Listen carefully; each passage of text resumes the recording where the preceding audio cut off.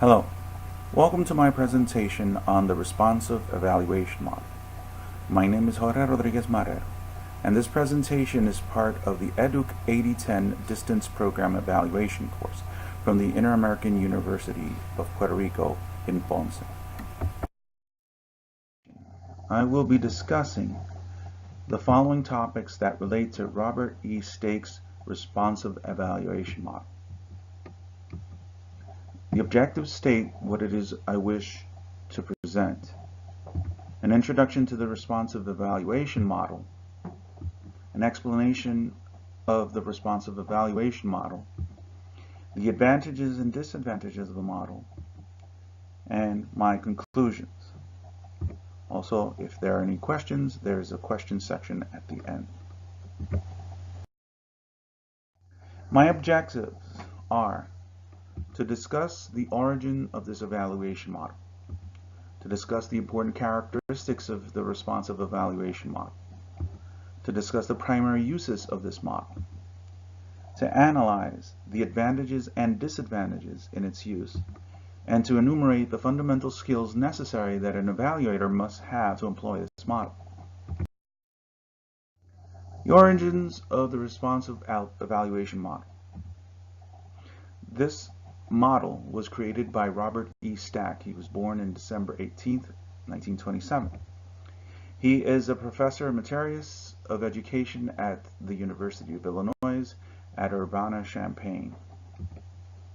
He created the theory and practical uses for educational and program evaluations.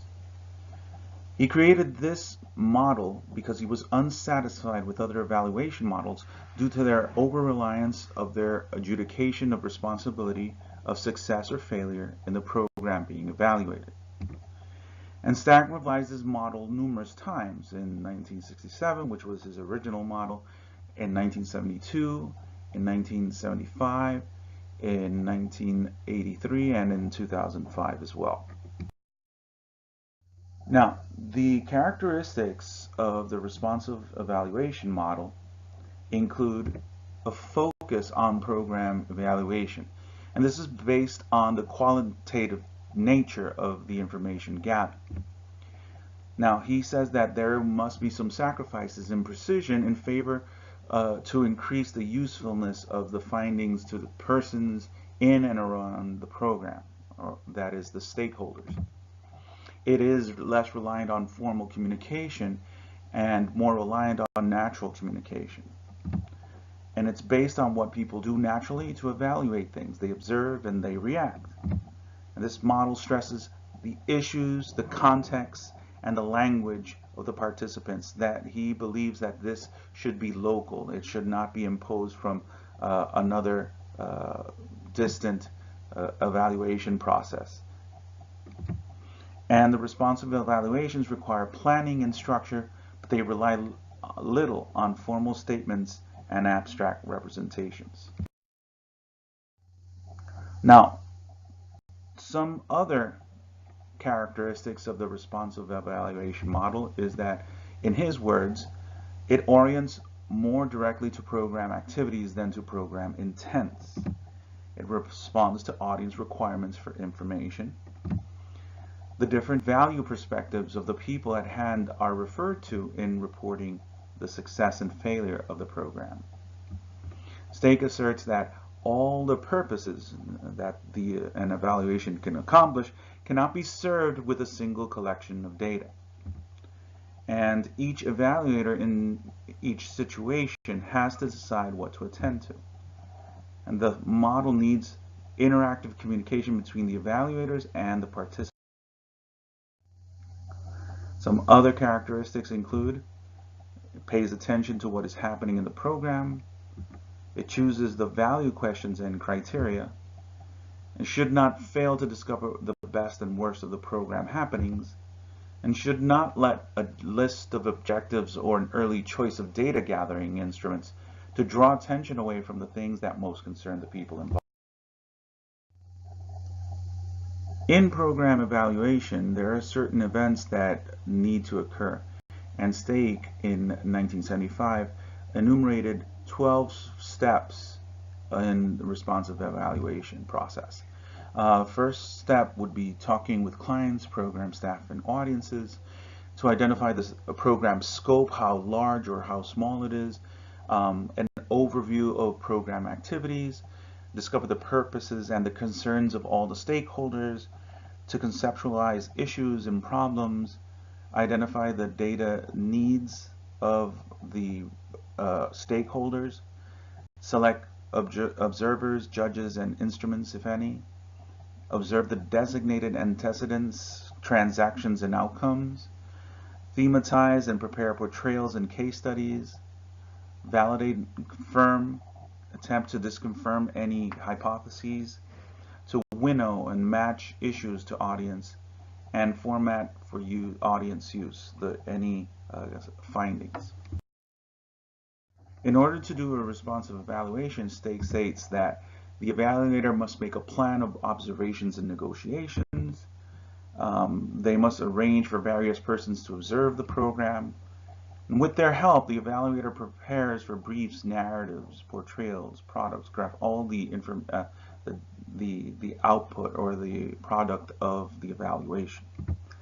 The evaluator finds out what it is of value to the stakeholders and gathers expressions of worth from various individuals whose points of view differ. And the evaluator gets program personnel to react to the accuracy of the portrayal. Additional things to do in a responsive evaluation should be get authority figures to react to the importance of various findings, gets the audience members to react to the relevance of the findings. And the evaluator does much of this informally, iterating and keeping a record of the action and the reaction as well. The evaluator chooses media accessible to the audiences to increase the likelihood and fidelity of communication. And the evaluator might prepare a final written report depending on what was agreed upon. Now, there are certain advantages of the responsive evaluation model, and these include that it allows questions to emerge during the evaluation process rather than being pre-formulated. It also enables the evaluator to acquire a rapid understanding of the program and to determine which issues and concerns are most important to a variety of stakeholders. It is a flexible approach that uses content-rich information to portray a program in a way that is readily accessible to audiences. And the nature of the feedback provided in responsive evaluation provides the audiences with an opportunity to react to the evaluator's feedback and to interact with the evaluator about their issues and concerns. Again, this has to do with his belief that the evaluation should have a local or localized effect. This was written by Spiegel, Bruning, and Giddings in 1999. Other advantages of the responsive evaluation model include that the approach explicitly recognizes the values and perspective held by different audiences, and it provides a content in which to examine these different concerns. And ultimately, this recognition results in more comprehensive data collection, producing an evaluation accessible to the diverse stakeholders. Again, this is by Spiegel, Bruning, and Giddings in 1999. Now, there are certain disadvantages of the responsive evaluation model as well. There's a large time commitment to the evaluation process and the need for highly skilled evaluators. With a high level of interaction between evaluator and stakeholders, the role of the evaluator might become ambiguous in responsive evaluations, resulting in the evaluator serving as a resource person rather than a researcher. Now, because this model is so flexible, it might be difficult to maintain the focus of the evaluation, resulting in a failure to answer specific questions. And there is no firm commitment to consensus, but to pluralism, that is, acknowledging all the stakeholders' point of view without coming to a decision. Now, let's discuss the evaluator's fundamental skills in this model. The evaluator must be a full subjective partner in the program and must be highly involved and interactive in this process, according to Stake. And the evaluator provides an avenue for continued communication and feedback throughout the evaluation process. Communication and interpersonal skills are paramount. Evaluators must communicate with all stakeholders in order to provide a complete picture of the program being evaluated. Now, let us talk about conclusion. The process of evaluation is continuously overlapping as long as the evaluation is ongoing. In Figure 1, the component relationships, we have the distinct components of evaluator, data gathering, the stakeholders, and the product. While the evaluation is going on through responsive evaluation, all these distinct components interrelate with one another. All components are important, but what is most important is the continuous feedback between the evaluator and the stakeholders that produces the end result or product of the evaluation. Now, one final conclusion is that the flexibility and responsiveness of the evaluation process is paramount in this process.